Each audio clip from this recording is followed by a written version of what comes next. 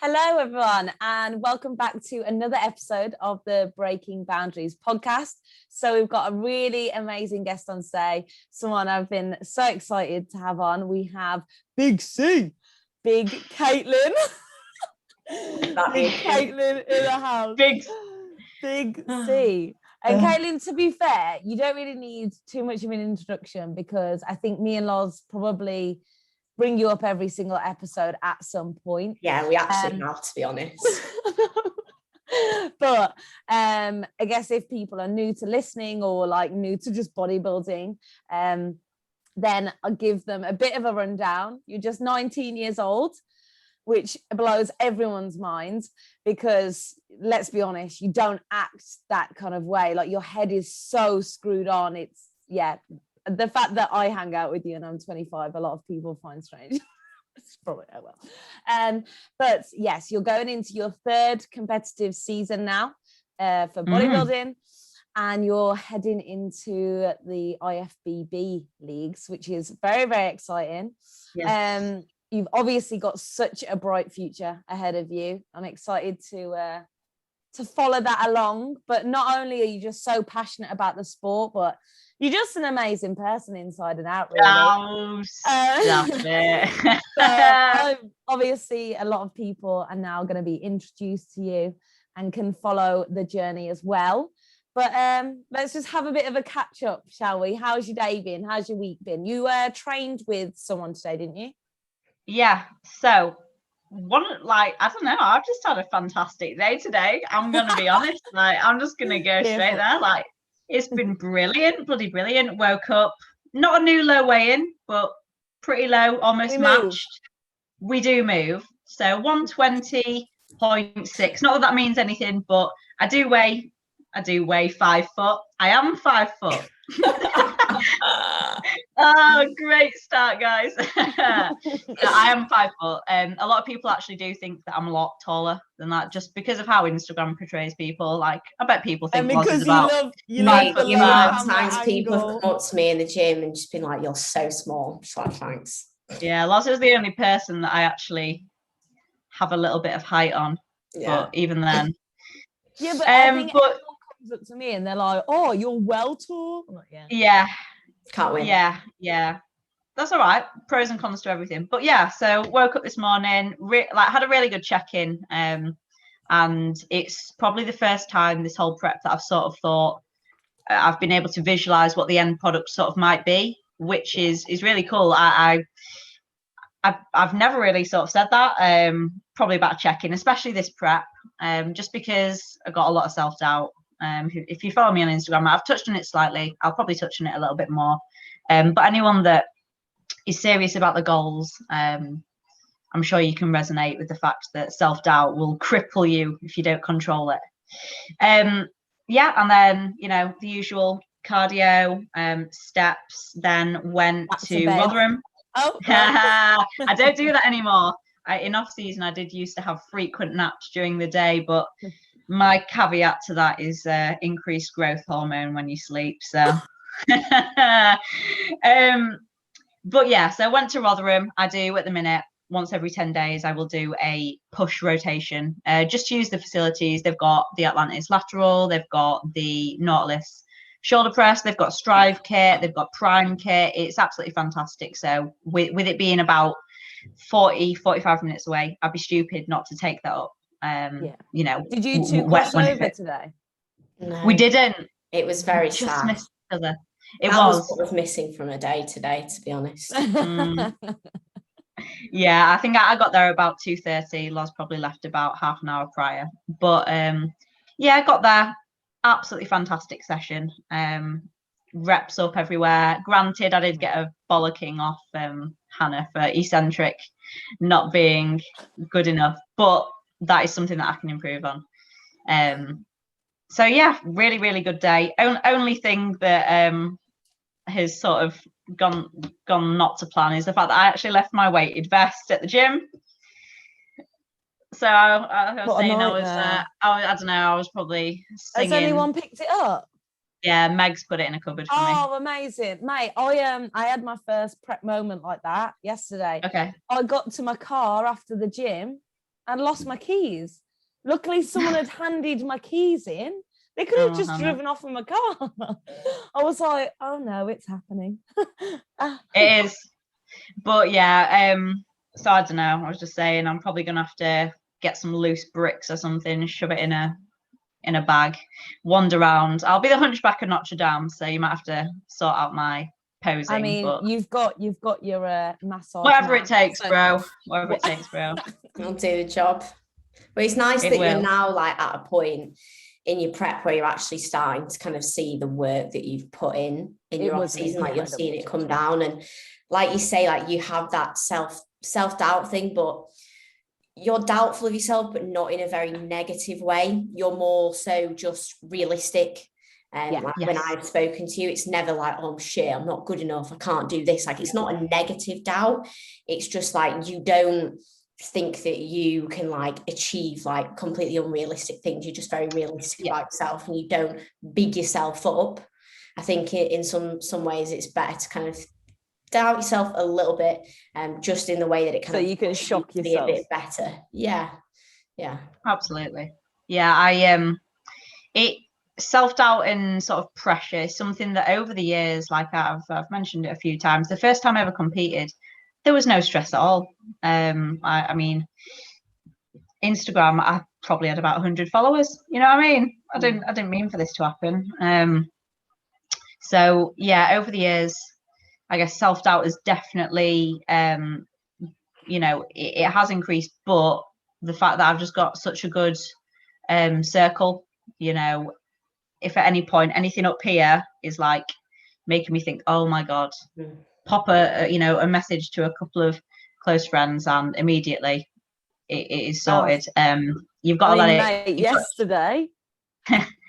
Yesterday, oh God, burst out crying mid-session, and I sent Caitlin a message straight away being like, bro, I just burst out crying, and within seconds I was like, you messaged me back, we laughed it off, head screwed back on, and then I attacked the rest of the session. Like, that is how important it is to have those. When I say literally, she literally sent me a video of her just crying in the gym. I was like, oh my God, Hannah, get it together.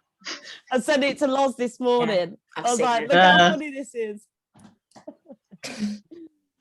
But I'm actually quite interested, like, how did you handle or find like that pressure and having that following in 2019? Because I followed you after your first season, and I know that in that 2019 prep you did have a lot of people paying attention to it. And was that something that you found like kind of hit you or affected your prep at all? Yeah, I forget that you followed me from prior to 2019. We actually probably met for the first time. I followed every single time. This is the thing. One of the questions was actually, how did you like all meet? Oh, okay. I think that's really cute. I don't know how you two met. I guessed AJ, but I don't know. No. I messaged. Firstly, I messaged Caitlin. Probably must have been start of 2019 or something. Maybe when you probably don't even remember me messaging you. But this is when like I was really into training. I really wanted to compete, and I literally knew not a single person within the industry. I didn't know anyone who competed. And Caitlin was probably like one of the main people that I followed, because she was also a similar age to me, because she's only like a few months younger than me. There's not a lot between us. And I just loved that she was so open, and she had a very similar mindset to the way that I wanted to be within the sport. And I remember just messaging her and saying that she was like a big inspiration to me, basically just ribbing her massively. But just like my ass. She was all basically, but she was like somebody that I looked up to. And then I can't even remember when we like first met, but it must have just when it was the posing seminar.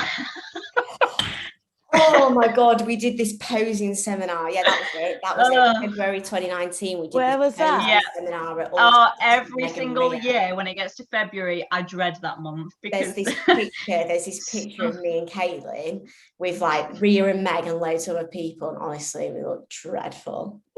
Like sweaty, just not okay, pale, like really, like you couldn't actually see us. We almost yeah, it was but you know what, that was good. I remember that. Did you start getting coached by Cuba shortly after that?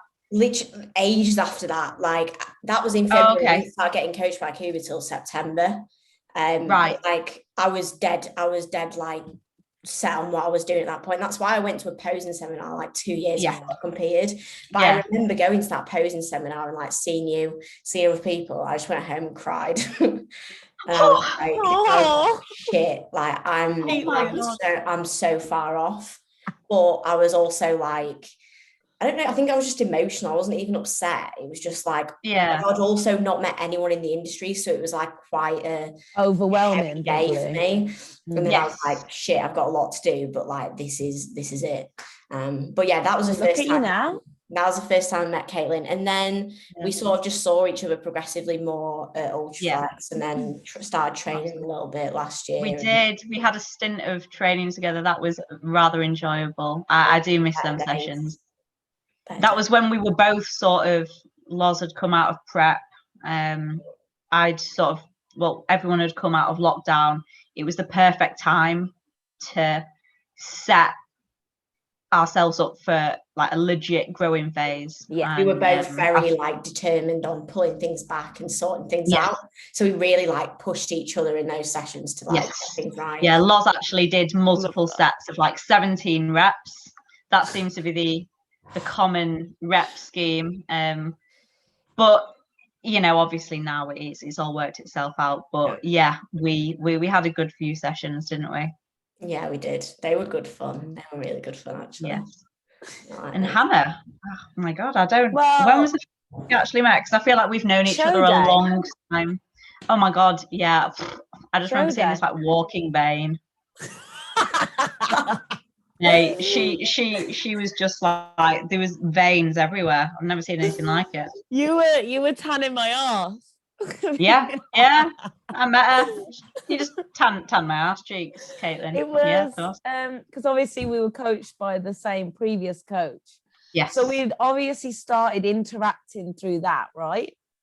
I think I used to message. I used to message you quite often, being like, "Oh my God." Yeah, we did. Yeah, I think that's quite cute. Actually, we all kind of fangirled over each other, which is nice. Like I used to do it about you too, Loz. Like I used to send your stuff to Caitlin, being like, "Have you seen?" Oh yeah, you do. Oh yeah. No, we aren't joking. Yeah, you still all the time. So, but then we met on show day, and then I don't know, mate. And then I think we just probably spoke every day since. I don't know. Yeah, probably. So nice though.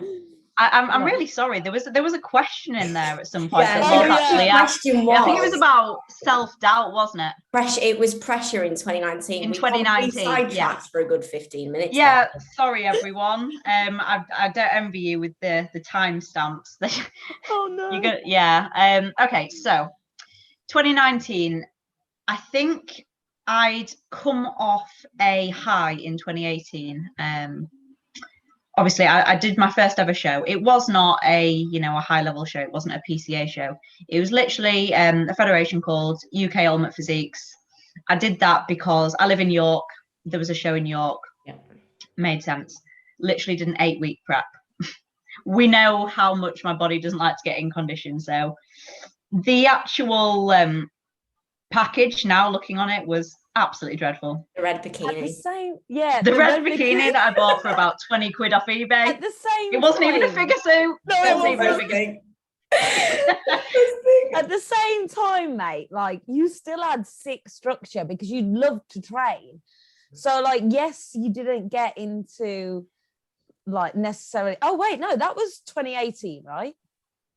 I'm on about 2018. Yeah, we're on about. Yeah. Red bikini was 2018. Yeah. Oh, red bikini. So then, talking about.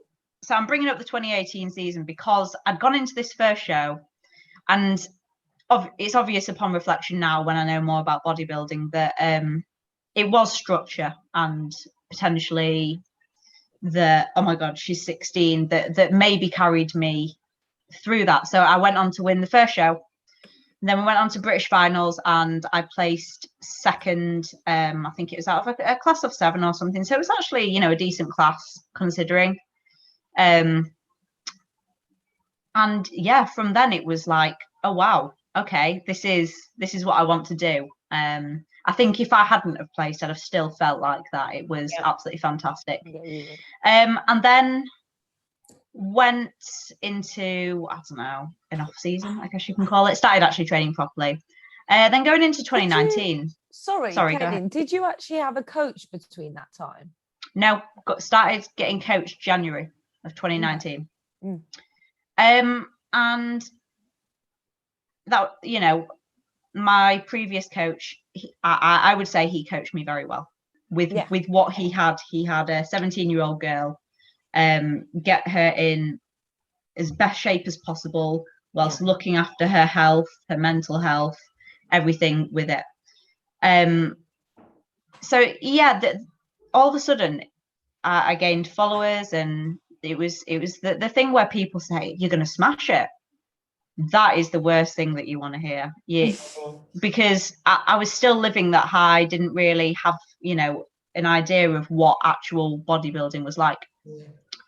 Went into my first show of the season. I think this was after 18 weeks of dieting, and it was a massive class. It was PCA Manchester. I think Dan Welburn had about 4 or 5 girls in this toned figure class. It wasn't split into height categories either. There was literally 15, 16 of us. We all went in, and I was like, oh my God. And when I didn't get the first call outs, that's where, like, I thought, oh my God, I'm not a great bodybuilder at all. In reality, I wasn't lean enough, and it was a massive group of people. So, you know, anyone that sort of caught their eye, they did the judging, that, you know, I think it was absolutely fantastically judged. At the end of the day, Caitlin, like you've said, like, you were only 17 years old, and we've discussed on so many times that your body, your hormones and everything, it was just very, very difficult to actually get you down to that, I think, like, level of condition that was it's me and Loz spoke about this as well. You don't have the muscle maturity or the density at that age in order for you to actually get into condition, as proven by the fact that I literally dieted as far as I could last year and just looked skinny. So if you would have pushed any further than you did, same as you were better keeping that fullness, keeping your shape, retaining the muscle that you had instead of sacrificing the muscle, as opposed to trying to bring condition that you can't bring. Like, half the time people say, I wasn't lean enough, I couldn't get lean enough. Like, you were as lean as you could get, you just didn't have enough muscle. Yeah, that's it. And if anyone's sort of getting ready for their first show now, that is something that you're definitely going to want to think about. Like, at the end of the day, you're not going to be gaining any more muscle, so bring the best you absolutely can. Just because you're not able to get into, you know, that insane condition you want straight away, it will come. It really will come. And if you're young, especially, don't let it put you off. Keep digging, but at the same time, you know, keep that fullness, because it's often that nice full look like a shape. string bean. In it. Well, yeah, because Hannah, but you could actually get peeled. That's the difference. Yeah, but I lost a lot of size in it. Yeah. Then going into it swings and roundabouts. So then going into more like the self-doubt after that first show, I was there was 2 options. It could have been like it, you know, where it cripples you, but that, to me, oh my God, the fact that I didn't place, I was like, whoa. This is a challenge. My lock screen is actually, it says, what does it actually say? Thank you for doubting me. Thank you for doubting me. That runs through my mind a lot. Like, you know, a lot of people would message me going, you tried your hardest, you know, you should be so proud of yourself. I couldn't get that into my head. You know, anyone that wants to win will do that. I remember the next day, literally got on the Stairmaster straight away. And the next week, rocked up to PCA Birmingham and got second against Soph, who went on to win the British finals. So couldn't have done much more, really. yeah, couldn't have done much more. That was very much, you know, where now I think to this day that week period is very much why I will just keep going and going and going. So yeah, I'd say that I probably didn't handle it well the first stint of the prep. However, the next, 6 odd weeks, definitely I used it as fuel. And if you can tap into using, the pressure as fuel, then I think that is absolutely gonna allow you to progress far in bodybuilding for sure. Yeah. How did the end of the season go for you? Because you did do quite well towards the end of the season, from what I remember. Yeah, so we did the PCA Manchester, didn't place. Then the week after it was PCA Birmingham, and then you did show. Yeah. Too many shows, to be honest, but we did that. So yeah, Manchester, no placing. Birmingham, we came second. Then I returned to the UK UP. Just because I wanted to get a British title in that. I came first in the qualifier, and then after that it was a NABA England show. Those were your best shots, they were. Yeah. I did two NABA shows. One of them, there was a class of about 20 of us, and the fact that I got recognised in that was pretty cool. Came third, and then did PCA finals.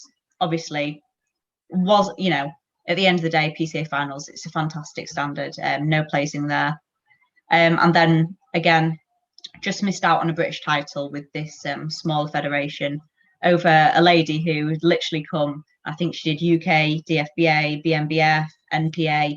Yeah, all of them, won absolutely everything. She's from Sheffield, actually. She's fantastic. So yeah, that's how the rest of the season went. Got better and better. And I think we managed to find a look that for toned figure, I think was good enough. Yeah. Brought condition, shape, and that was literally everything that year. All done. And then set myself up for it was literally everything laid out there. Like, this off season has just been outrageous. Like, in all honesty, looking at all three of us right now, I'm so proud of us. Like, I feel like our off seasons we have like completely attacked. Like, yes. I think all three of us have really, really just gone straight in. Yeah, I do think we evolved. Caitlin, like, everyone already looked at you and thought, fucking hell, she's massive. And now it's like, Jesus Christ, like it is outrageous. It's amazing. I think something that really, really says a lot as well is the fact that the placings as well last year didn't bother you. Like, I really don't think a lot of people know what it feels like to stand on stage and not be called out when it means so much. Like, that feeling, you get that feeling, like, it fucking hurts, man. It really drops. Try not to, like, I do not cry, but no. I'm not very emotional at all. I remember after the first PCA Manchester, my coach wasn't there, but Tom, who is now my current coach, was actually there. He was the first person I saw, and he just came over and just hugged me because he knew me so well. He knew that I was trying to hold back all this emotion for like however long it had been, that I'd held it in, and he just grabbed me. He's massive, like 6'5", and just held me, and I was like, yeah. And then I saw my parents, and then the week after, like, I've never, like, I think my mum's probably seen me cry like once or twice when I came second, although it wasn't the win, which I obviously wanted. That was another time that I actually cried, hugging her, and Tom again was there to see that. So there's a lot of emotional attachment, I guess, to Tom, my coach now. He's seen me go through it all. Oh, that's so lovely. Those moments, like, they will really like make or break you though, and for you it's really made you like into a better athlete. and it makes you be so much more driven and more determined. Like you said, like, thanks for doubting me. It's like you do, it does fucking drive you a lot. And I think it drives you more than just winning and wanting to win and win and win again. I think someone telling you that you're a loser fucking like makes you want to show that you're a winner. Yeah, absolutely. What one thing that I don't know if AJ will listen to this. No, I was probably about yeah, well, best do. I was probably about 5, 6, 7 days out. I've told Hannah this story before, but I must have sent him like just a check-in or whatever. I was like, oh, what do you think, mate? And one of the best things could have said, mate, he just went, you're still fat. Heard that 10 days out, like something like that. Yeah, like needed. Yeah. So you from need then on, it was like you need those people needed that something are like that. you. So the fact that he said, like, sort of said something along that lines, it was like, okay, I'll show you, but in a good way, way. So yeah, that's just one thing I thought I would add. You know, it's good to have people in your corner that will tell you how it is. You know, every 100%. Now and again, Loz will come from the shadows like Doreen Yates and post a physique update, and I may have the pleasure of seeing it prior to posting it. And it's always going to be honest. You know, her back shots, you know, at the minute they're not as good as her front shots, but she needs to be told that. I'm very aware of that anyway. And she's aware of that, and you're doing stuff to make the improvements, and you will. 100%. But that actually leads on to something really nicely, because you have obviously mentioned your circle and you've mentioned your mom. But one of the questions that we did get was, how did your family and friends react when you told them that you wanted to bodybuild?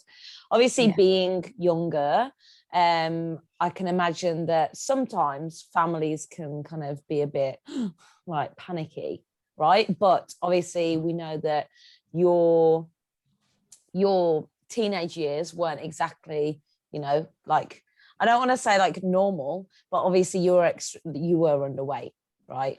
Yeah. Yeah. So in a way, when you kind of said to them that you wanted to start like going to the gym and things, was that a positive thing that they saw or not? Yeah, absolutely. Still to this day, I never had the conversation with them. So anyone that doesn't know, I from probably about year 7 to year 8, what are you, like 11 to 13, something like that? Yeah. Just had a really, really, really bad relationship with food. To put statistics into play, in kilos, I weighed about 35 kilos. What's that? About 77 pounds. Barely anything. And it was one of them where, with food, you know, if mum was making tea, everything was tracked on MyFitnessPal. I'm sure people can, you know, understand where I'm coming from there. If one day I see her, instead of using the you know, the fry light, she gets the oil out. Oh my God, nervous sweats would come, because everything was, you know, everything was to the dot. And that is why I think that then going to bodybuilding, where you do have to be so meticulous, it's definitely crossed over. Yeah. But it's been again put into such a positive thing.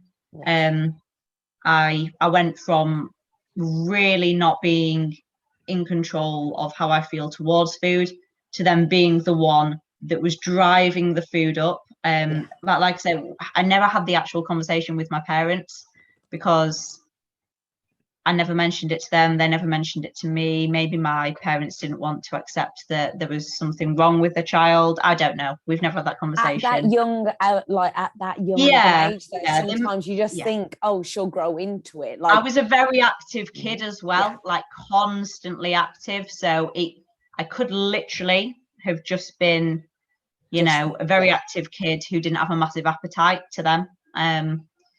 Which again, you know, it's not their fault at all. But yeah, managed to get myself out of that, that hole, so to speak. started going to the gym. They were always very supportive of that. It was nothing ever serious. And then I think you always like mention things like saying that your mom would like take you to kind of practice and things like that, right? Yeah, absolutely. She's fantastic. She's very much like me in a case of nothing's sporadic, everything's planned out. So she wanted to be able to do this for me, do that for me, which, you know, to this day, you might have seen on my Instagram. She weighs out my chicken. She'll send me over like at uni. Oh my God, I took all the freezers up. No one had freezer food. It was just Caitlin's chicken, salmon, and mince. But yeah, she supports me in everything I do. I think the only thing the whole time that she was a little bit dubious of was the nature of stepping on a stage in a bikini in front of potentially grown men. Yeah. But even then, she didn't really voice it because my sister does dancing, and I guess some dance outfits aren't particularly. Mate, you're in a leotard most of the time, right? Yeah, well, absolutely. Yeah. So that was maybe one of the things. You know, my dad's not a big speaker. He's quite socially awkward. So he would never, you know, put his views into any sort of conversation ever, really. My mum took me to my first show, and then it was like, okay, this is what she wants to do, and I think it clicked there. And the same thing with my dad. He took me to a NABBA show in 2019. We woke up, don't they? They have to see you in they just have to, and they're like, oh, I get it. Right, it's like it literally just clicks in their head. So yeah, from then on, they've been really supportive. My mum, you know, I'll send her a check-in every now and again if I see her. Yeah, and she'll be like, "Oh, okay, quads look better. Waist is coming in." I love that in what you put on your story the other day. I was like, she was like the groin area. A lot tighter. I was like, oh, the groin area. Yeah, I know she meant like hip flexors or, you know, the upper quad or whatever. But it's nice to come home sometimes after a while, and instead of being told you look chubbier or you look skinnier, you look leaner, you look like you've got more size on you. Just vocabulary is so key. Important. Yeah. I really can't wait until like my parents can hopefully like come and see me compete, because they've not seen anything. Like they don't really like know what I do. They just know that I'm obsessed with it. Were they able to come into the audience when no? There was no so audience. Frustrating because I guarantee it would have clicked. It would have clicked. Yeah, and to be fair, I think I'm going to be happier for them to see me compete as a figure athlete, because that's going to be like my true self anyway. Be more confident. But it'll be nice for them to really get it, because I just think like when they just see you eating and you're doing this, they don't see they don't see the training either, which is the biggest part. So it's kind of like they don't really get it. And I mean, it doesn't bother me anymore, but the comments sometimes I just think, God, I can't be bothered with it. I can't be bothered with the way they speak. But, you know, that'll be exciting. It's nice that your parents are really kind of like seeing that side of it as well. And they'll definitely continue to see it this year. They're planning on coming to watch you compete this year as well. Absolutely. Mum, she didn't know if I was competing on the Friday or the Saturday for one of my shows, bless her. So she just bought tickets to both the days. I don't know what we're going to do on the Saturday. She said, it's all right. We'll watch the men in the trunks. Right. Oh my God, she can come like stay over at mine. It's in Birmingham, isn't it? Come on, hon. Come on. We'll Absolutely. have a great time. No, she's coming this year. And it will be for her. That's what then. And then again, it's like, am I putting pressure on myself, scaring myself by saying that? I don't think so. Well, I don't think I am. You know, I'm doing it for her. You want to make her proud, and you already are, but having that behind you every single day will just motivate you even more. Yeah 100%. So you did also, I guess, touch on uni, taking up the freezer space, etc. And I know that you are in your uni house right now, and I have seen that you have been able to juggle a bit of your off-season social life with bodybuilding, which has been so great to see, because I'll admit it, I was extremely apprehensive that you were going to be going to uni and you were going to isolate yourself and not get involved, and then you would have had a completely different uni experience. But you've still been able to kind of juggle that. But are you nervous now that you are coming into prep, when obviously, actually, to be honest, I guess your season starts like September, right? So uni won't even have started again, will it? No. Uni starts in like September, so I guess there's not going to be much of an overlap.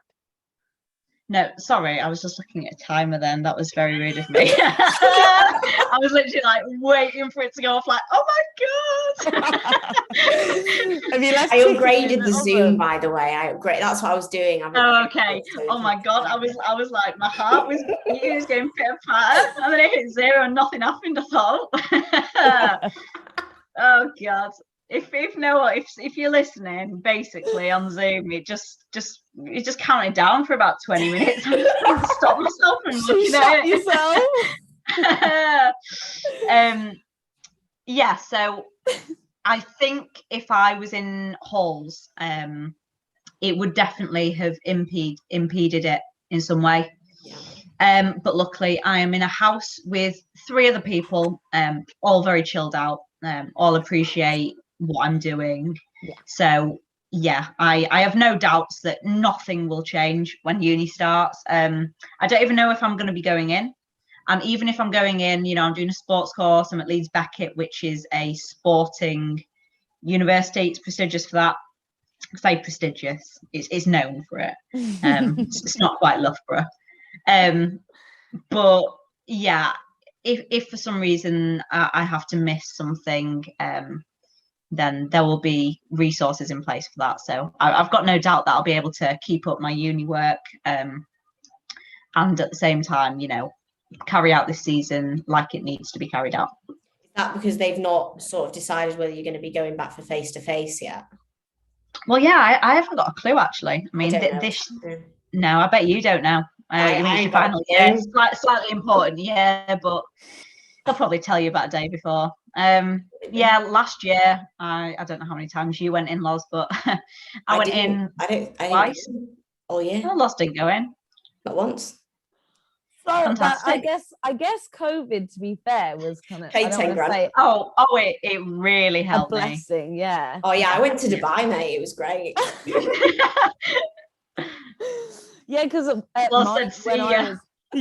I was at uni, I was literally like 5 days a week, 9 till fucking 5, but it's a different degree in it. Yeah, even in first year, I never went in, so it's what it is. But I'm really glad that Caitlin, I saw Caitlin do so much with everyone at uni, because I know she was going to do it anyway. But I remember actually telling her in September, I think, in one of the sessions, telling her to actually make sure that she does do that stuff, because I did not do any of it.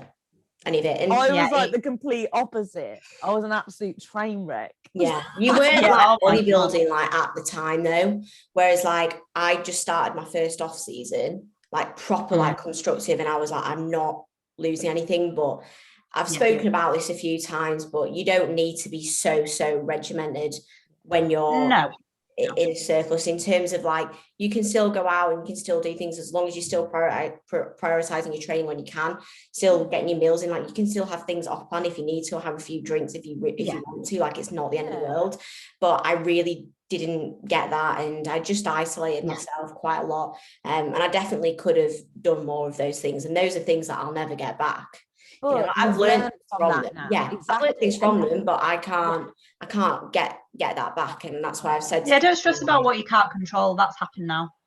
Is what it is. And look, you're now passing that message on to people listening, people that may be going to uni this year coming, that may be worried about that. You're sharing that experience, and that is in turn going to help other people. So yes, in your head you're like, oh, I've missed out on that, but now you can go ahead and you know that, you know, you can just pop to Dubai. Oh yeah, exactly. I'm not worried about it, but I'm just saying that's why I'm like vocal about it, and that's why I was so glad to absolutely do it as well.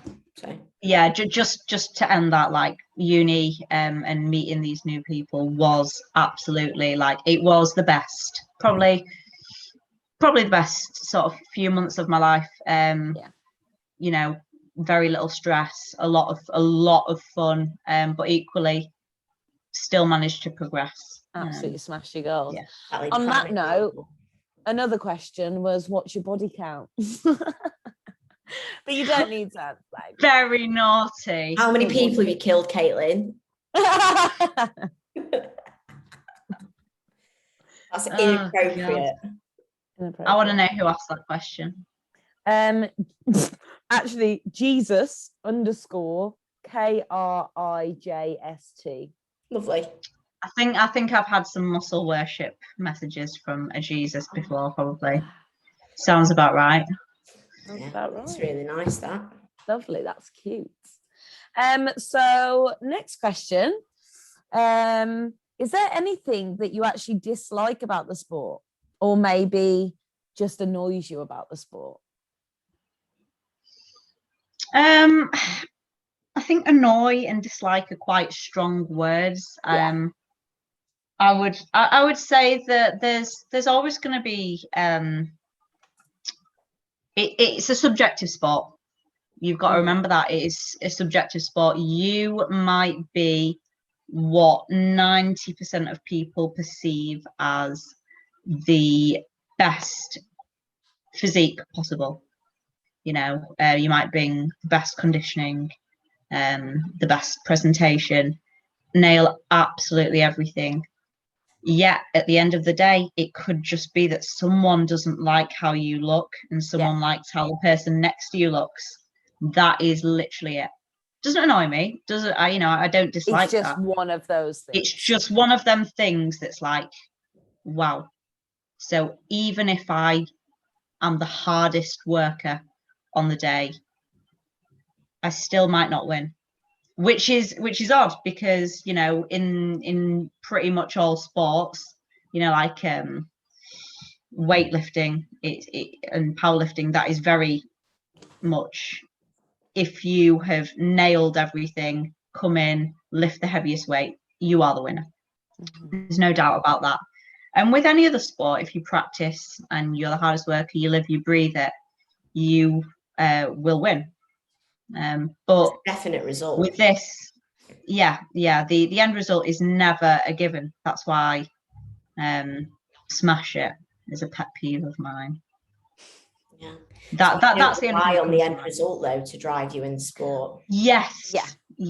I think what obviously we all can kind of take from it, to be honest, is the fact that we make sure that every single day we do everything within our power to bring our best possible, right?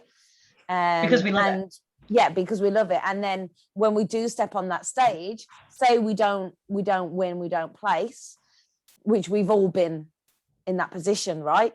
Like, yes, it's heartbreaking. Yes, it's like, fuck's sake, because you put in so much work, but then you also need to take that step back and be like, did I do absolutely everything every single day to bring my best? Yes, I did. So I can't. If you did, if you've done that, you will have such an improved physique. At the end of the day, we're bodybuilders.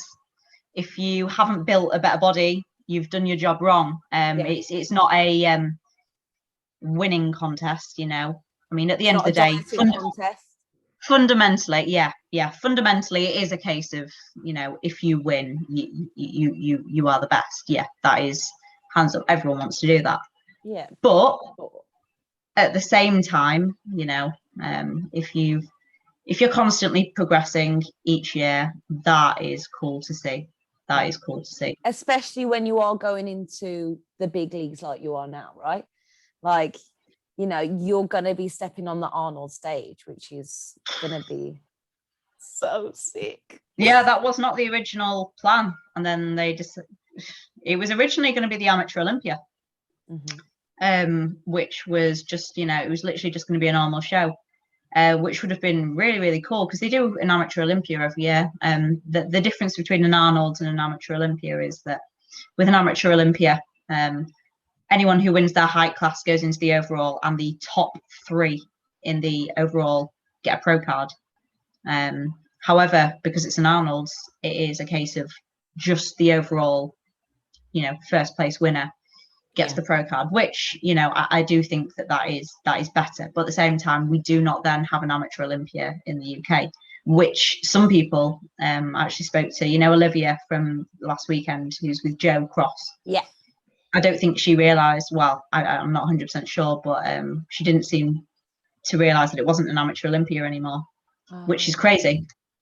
They didn't seem to promote that. So I think, to be honest, though, a lot of people do, not saying that Olivia does this at all, but a lot of people do chase, like, trying to get that pro card, right? So some people may be now put off by the fact that there's only one. Maybe. There's still all I know is that though. Sorry, like, if they want to go for that pro card, they can go do an amateur in Spain or Portugal. There's one in Denmark. Yeah, a couple weeks later. That's what they want. But I know a lot are doing that. The Arnold is known for being a more difficult show. Like, that's why I say that. It's going to be stacked as well. It's going to be amazing. Oh my god, yeah. It's going to be about 200 bikini girls there. Bikini will, yeah. I mean, I'm supposed to be on stage at probably midday. It'll be like about 5 p.m. should we say? Yeah. Better bring some rice cakes. Oh yeah. I'll bring you Monster and rice cakes for after. Monster and salt and vinegar rice cakes. It is very, very wicked that we're having an Arnold in the UK. It is. Are you going, Loz? I don't know. Okay. I'm going if you want to come. Yeah. When is it? It is. So I'm competing on the 1st, but it's the 1st to the 3rd, I believe. Of August. October. Oh, I may or may not potentially be in the country at that point. But if I am, I'll come. Yeah, of course. I mean, it's going to be live streamed everywhere, let's be honest. It's going to be on everyone's bloody stories. I'll be watching it. If I'm not there, FaceTime you. I'll FaceTime you and I'll just... Fantastic. You'll probably get thrown out if you do that, mate. They'll be like, no cameras. No cameras here.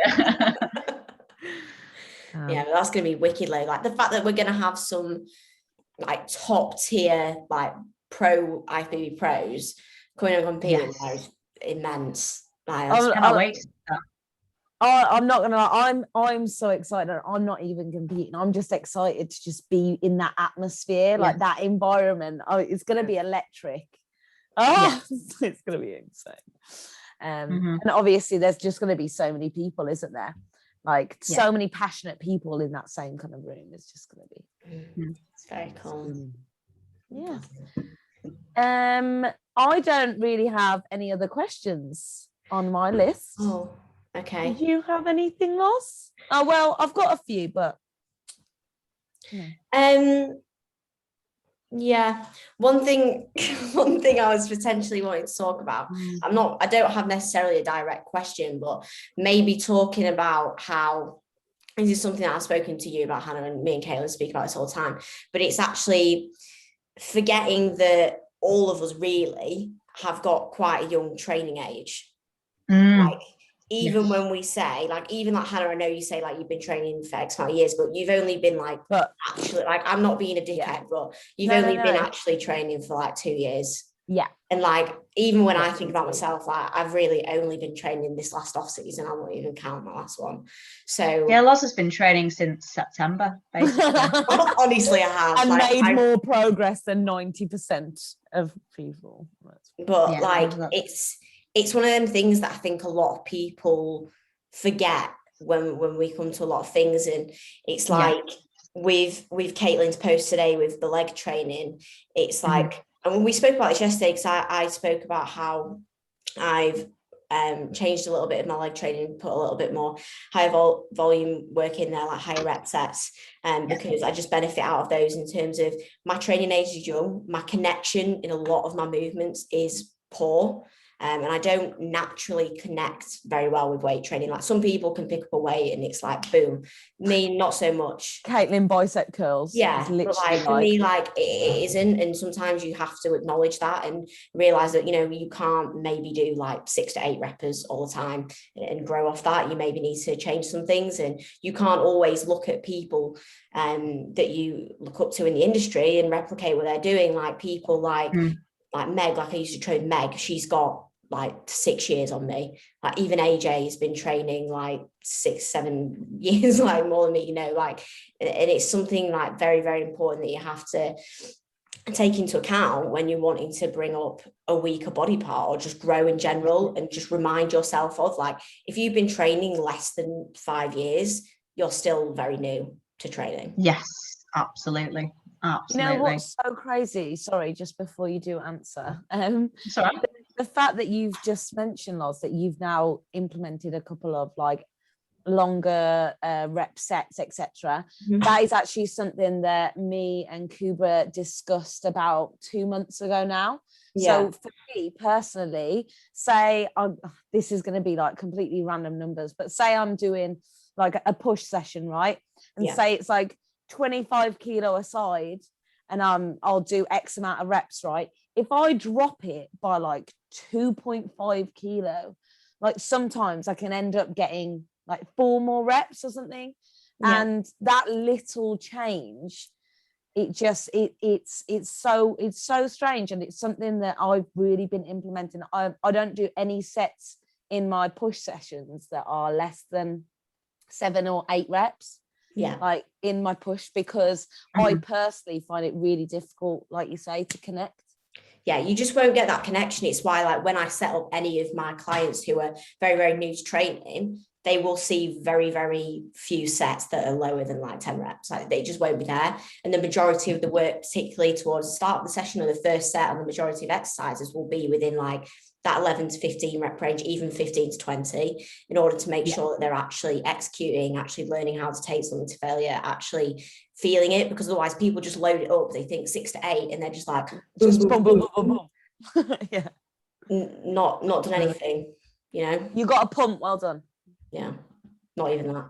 And anecdotally, from the age of about 13 to 16, I would go in and do the whole 3 to 4 sets of 10 to 12 reps. That was me. And don't get me wrong. I by the age of 16 wasn't massive or anything, but my body just, it grew. When you're so young, your body will grow from anything. You know, I think sometimes when I was younger, I did chase that pump because it was a nice feeling. You know, I didn't really have the whole Instagram talking about progression or overload. That kind of came naturally. I think it does to anyone. But especially as someone mindset of I think when you are an absolute beginner, you can do anything and you will grow. So make the most of that. Learn then how to train, like actually train. The first time I ever actually saw someone properly train was when my first ever coach gave me his login to the Train by JP site. I think I watched like a video of Corinne, and it was Corinne that when I saw her, that was like, right, okay. Obviously, I didn't go straight away from sort of the standard 3 to 4 sets to a 5 to 9 and a 10 to 15. But over time, I progressed to that. And certain body parts, like my back, I could do anything and my back would grow. Like Loz, you know, I'm sure there's body parts that will, you know, if you continue to just train, like that batty would get massive still. Hashtag dense bikini, hashtag wellness. She's growing out of bikini. Bum's too big. Non-existent. But yeah, then so I progressed from the 3 to 4 sets to maybe the 5 to 9. And then now I don't really do many 5 to 9s. I do more of like an 8 to 10, and then a 10 to 15 repper. I think that slightly higher reps, but taking it to complete and absolute muscular failure will allow for you to potentiate hypertrophy a lot more. You know, there is muscle failure as well. Yeah. I remember when me and Loz did our first sessions back in that September period. I got back to uni and my legs were literally cramping up, like for the first time ever. I was like, so this is how it should feel. And don't get me wrong, we were training with as much weight as we could, but form and tempo was fantastic. Some of the 5 to 9 sets maybe weren't as good as the back off sets that we did, but you learn from that. And I think obviously having an amount of volume you can recover from is important. That's why I now have like literally 1 set on most leg days on my main compound. But everything else, you know, I think if you can take 2 sets, sort of go for that. But yeah, there's definitely a process to training, and I think you will learn what works for you. Maybe initially start out with higher volume, experiment in low volume, and then find a middle ground.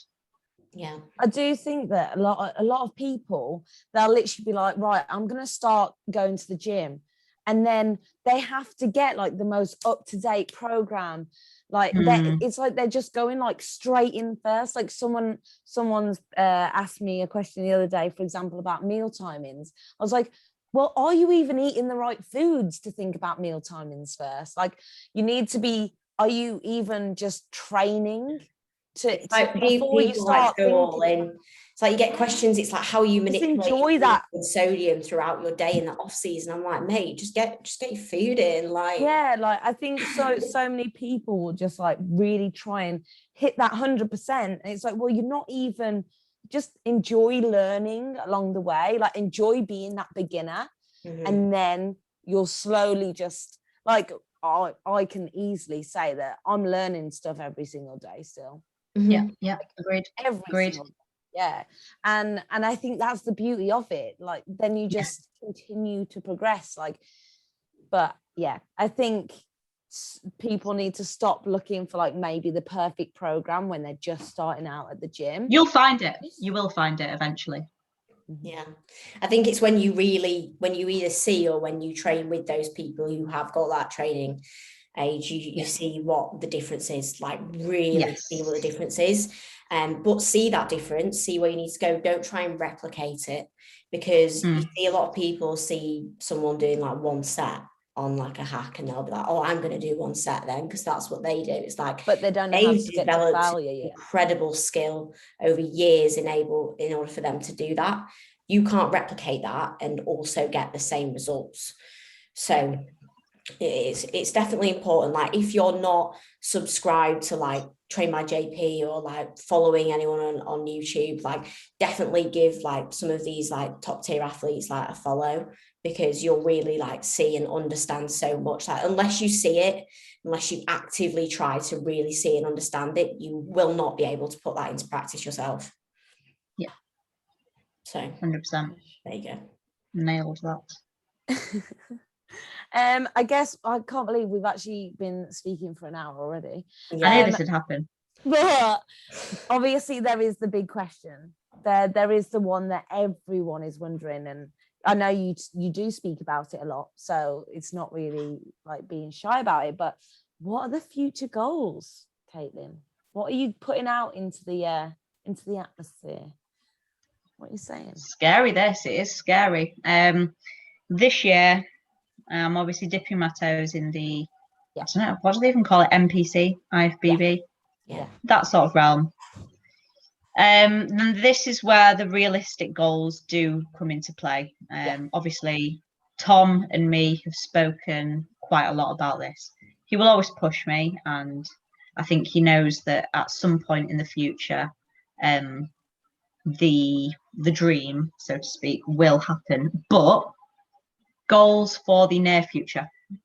This competitive season, I've written in my notes since sort of beginning of this year, I would love to win a height class. I think winning a height class, anyone that doesn't know, I will be in probably class A up to 5'2". I'll be in class A. So I'll be up against people same height as me. And I think realistically, if I can bring the condition, which I know that Tom will not let me get on stage unless I am in shape, I think shooting for winning my height class is feasible. And then the biggest thing for me will then be if I can get on the overall stage to just compare and fill the gaps and see exactly what needs to be done. I already know what's coming. Muscle maturity, Loz knows that feedback. Even Hannah, you will to an extent. It's just going to be a case of showing up over and over again. But at the same time, looking at specific muscles that need to come up. Yeah, muscle needs to be everywhere. These girls are no joke. They're big. Like I'm tiny compared to these women. And that's not me being a pick-me. That's no. The thing as well is that, like, you even said this in the last podcast, but the standard as well in the UK is low in comparison to what you'll see when you head over to, for example, in Spain, or then, like, you need to be at that pro standard anyway when you actually enter the pro league. So it's incredible. Yeah, so it's just a case of then seeing, how much it's going to take. And one of the big things that has changed in my mind is, I've always wanted to turn pro by a certain age, but that's definitely changed. I know that at some point it is definitely going to happen. It's going to happen. But maybe not as quick as I would have wanted it, because I'm not prepared to push and do things in order to achieve that. I want to live a long, healthy life and keep femininity. I'm not prepared to push things. So then it will be a case of going back into an off season. That may be a short push up if we can get the muscle on quick enough. If not, it's okay, I'll take my time and then just come back again. Good. Yeah, you've got to think like I said, like how productive this off season's been. Yes, it's been like 17 months, right? Yeah, but absolutely. The rebounds, the rebounds come like I'm more excited about my rebound than fucking getting on stage, I swear. Yeah, so that's it. This year it's a case of dipping toes in the water, and just being able to compare in actual photos what work needs to be done. And then 2022, 2023, 2024 may be the years that are something to look forward to. But till then, nothing take it as it comes, right? Yeah, exactly. Yeah, absolutely. I think that is honestly the best approach to take any kind of, especially this is going to be the first year that you are bringing like a on point physique. Like, I'll always be honest with you. Like, yes, this year is going to be ridiculous. So there's no point in you saying, oh, I'm going to achieve this when, like you said, you haven't stood up in that lineup yet. You don't know. Yeah. So once you have, then you go from there. And then absolutely. It's no time. Yeah, I think that's lovely. That's been a nice little wrap up to the episode, I think. But it's been absolutely mega having you on, Caitlin, and thank you. I'm sure we'll have you on again in the future if you would like to join us at some point. It'd be a pleasure. That would be wonderful. So thank you so much for coming on and joining us, and thank you so much to everybody for listening, and we massively appreciate it as always. You can say I do want to say, so we actually hit 100 subscribers on YouTube. Okay, raise the roof. So I do really want to say thank you. Thank you to everyone. Like 300 on Spotify. Like, that's mega. I didn't even know that. I'm quite buzzing with that. So thank you so much to everyone who listens, because at the end of the day, we're just here chatting, like sharing what we know, and it's nice that can potentially be relatable, or just nice for you guys to listen while you're sat in the car, walking, eating, whatever you're doing. So yeah, thank you as always for listening. We will be back again next week with something else. So yeah, we will be back again next week. Thank you again as always.